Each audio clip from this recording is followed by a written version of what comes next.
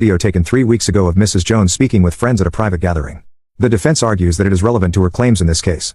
Lauren turned to her lawyer, panicking. "Wait, what is this?" she whispered, her voice no longer delicate, no longer in control. Her lawyer looked just as confused. I don't know." The judge nodded at the clerk. "Play it." The screen lit up, and there she was, Len at a house party, holding a wine glass, laughing with her friends. And then came the words that sealed her fate. "Honestly, I'm never working again," she giggled. "Jason makes too much money, and after this divorce, I'm set for life." Her friends laughed.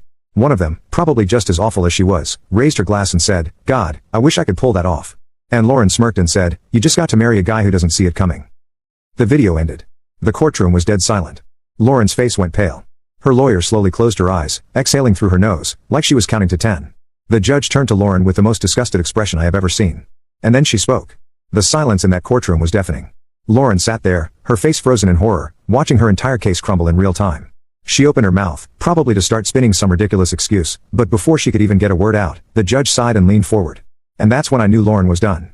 Judge Miller, a woman who had probably seen every trick in the book, tapped her fingers against her bench and stared at Lauren like she was looking at something disgusting on the bottom of her shoe. "Mrs. Jones," she started slowly, deliberately, "would you care to explain that video?" Lauren's mouth opened and closed like a fish gasping for air. She turned to her lawyer, desperation in her eyes, but even her lawyer looked like she was ready to throw in the towel. Finally, Lauren managed to speak. "That video is out of context," she said. Judge Miller tilted her head. "Out of context, Mrs. Jones? Do enlighten me.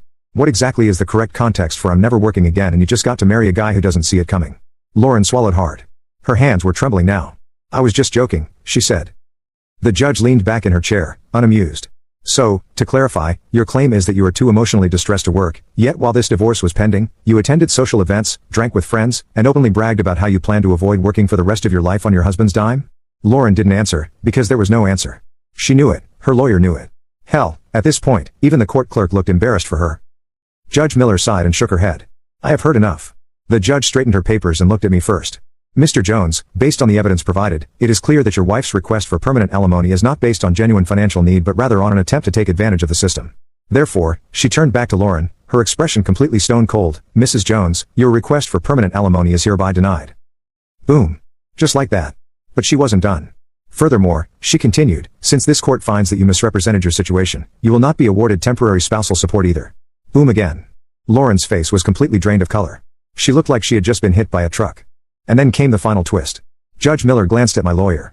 "Mr. Reynolds, I assume your client has incurred legal fees in response to this case?" My lawyer nodded immediately. "Yes, Your Honor. Given the petitioner's false claims, we request reimbursement for legal costs." Judge Miller turned back to Lauren. "Mrs. Jones, given that you have wasted this court's time with fraudulent claims, I am ordering